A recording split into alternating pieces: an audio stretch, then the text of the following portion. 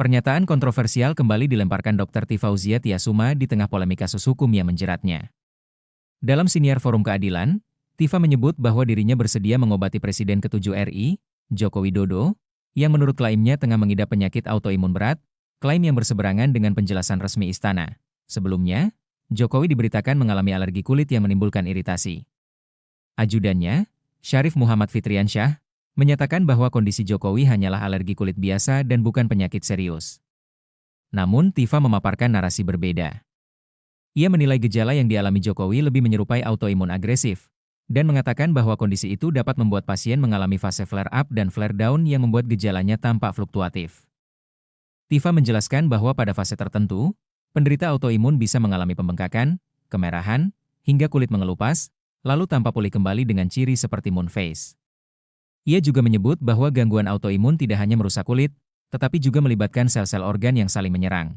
Tifa mempertanyakan absennya keterangan resmi dari dokter kepresidenan terkait kondisi kesehatan Jokowi.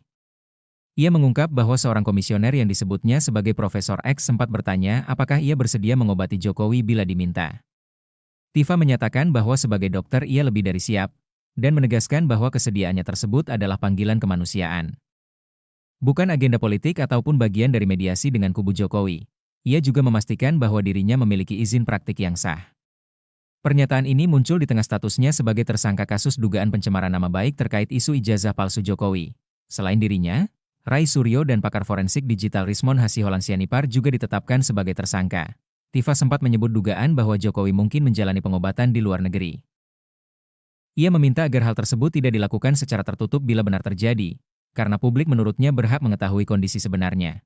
Kronologi munculnya penyakit, menurut laporan Tribun Solo, gejala pada kulit Jokowi muncul usai kunjungan ke Vatikan pada April 2025 sebagai delegasi pemerintah dalam pemakaman Paus Fransiskus. Saat menghadiri beberapa agenda resmi, tampak bercak kemerahan di wajah dan lehernya. Ajudannya mengatakan bahwa dokter kepresidenan terus melakukan pemantauan dan menyebut Jokowi tetap dapat beraktivitas normal tanpa tanda sakit serius. Meski begitu, Jokowi sempat absen dalam perayaan HUT TNI ke-80 di Monas pada 6 Oktober 2025. Di media sosial sempat beredar spekulasi bahwa Jokowi mengalami penyakit kulit langka Stevens-Johnson Syndrome, SJS. Namun pihak istana membantah rumor tersebut.